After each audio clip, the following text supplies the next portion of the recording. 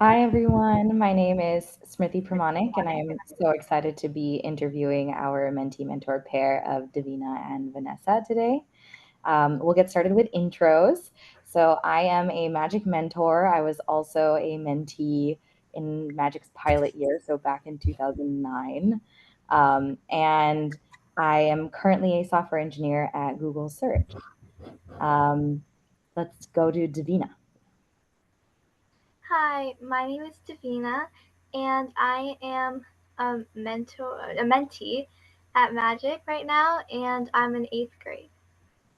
Thank you, Divina. And Vanessa? Hi, I'm Vanessa, and I am a mentor with Magic. And I'm currently conducting research at Broad Institute in Cambridge. And yeah, I'm excited to be here. Thank you. So we haven't had the final presentations yet, but I did get a sneak preview of the slides, and I'm very excited to hear more about your project. Congratulations also on making it to, just a couple of days before the end of the session. And the final presentation is really a celebration of all of your hard work so far. So, Davina, starting with you, maybe you can give us a summary of your project. I read something about reflexes and the relation to sleep. Yeah, so basically, our project was testing how sleep hours affect reflexes. Our group of people that we tested were ranging from 2 to 6 hours of sleep. 2 hours? Yeah, it's A nap or? not a lot, but Oh gosh. yeah. Okay.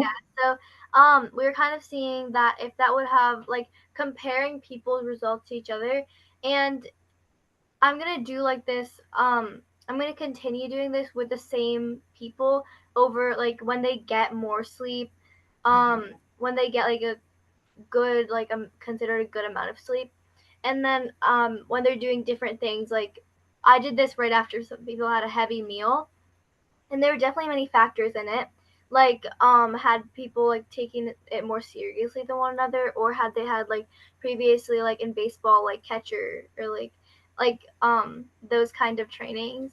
Right. um so yeah, just kind of seeing how sleep has an overall effect on reflexes. Yeah, that is so interesting. And there's so many aspects, right? There's like your background. If you played baseball, you might have, some muscle memory built. And so even if you have less sleep, maybe you would still have powerful reflexes. How did you come up with this question and this topic? What was the inspiration? So my inspiration, I wrote this on one of my slides, like I want to be a neurosurgeon. So Mhm. I want to do something like related to the brain, like something.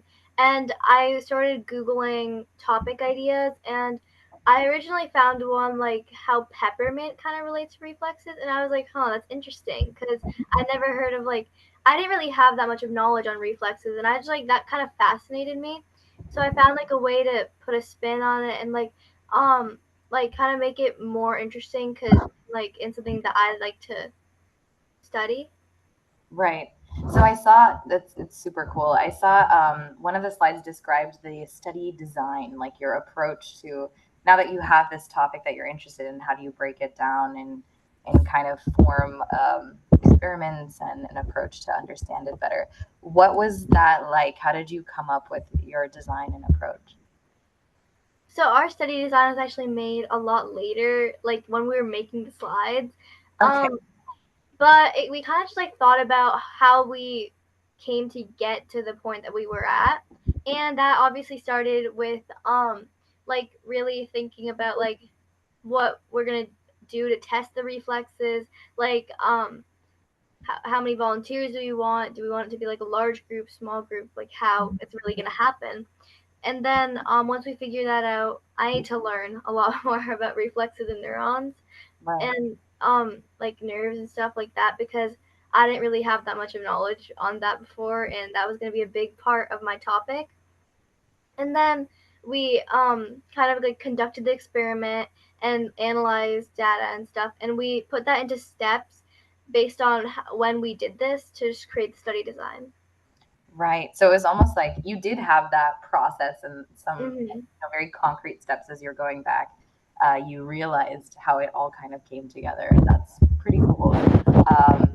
question for you, Vanessa. So you're studying and working in a very similar space, I'm guessing, or like you did you find any similarities? Are you studying something that is related to kind of being a neuroscientist, or how was it like working on this topic with Davina? Yeah, it was a very, very fun, interesting, challenging one because I studied biology, but Mhm. the nervous system, it's difficult, I think, to truly explain it and also understand it because it's how complex it is already.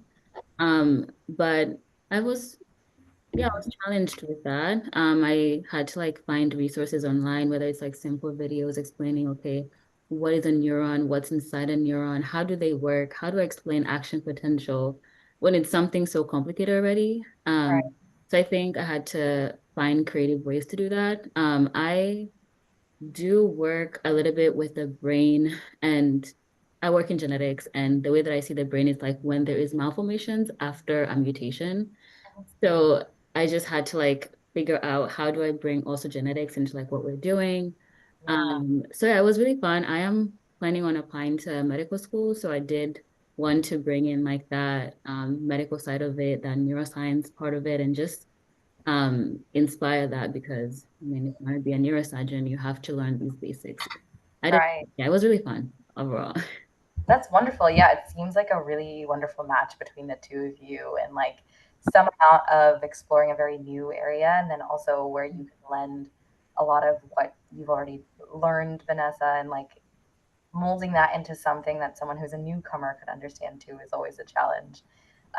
Davina, learning this new space, like, were there any challenges, just broaching the topics or finding out how to really understand these connections and maybe, new kinds of research papers that you might be looking at and terminologies and things like that?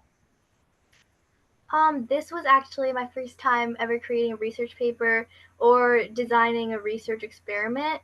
So it was very new for me, and it was like stepping like out of something that I've like never done before. So it was like I wouldn't say like Vanessa made it really easy with like all the videos and stuff to like understand. Like I think the most difficult part would have been like understanding all this like reflexes and nervous system, Mhm. but then I like once I started doing it, like I started to understand how they work, and especially like writing it out in a research paper really helped me kind of like reflect on what I know based on what I'm putting in the paper.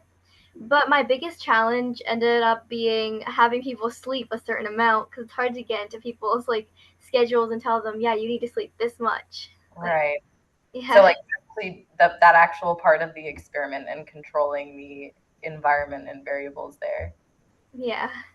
Very cool, and great to hear that this was your first research experience and you were able to have like nice successes and discoveries from it. Was there anything surprising that you learned from the research you did do? Anything in that you didn't expect, a connection between sleep and reflexes, or something that surprised you?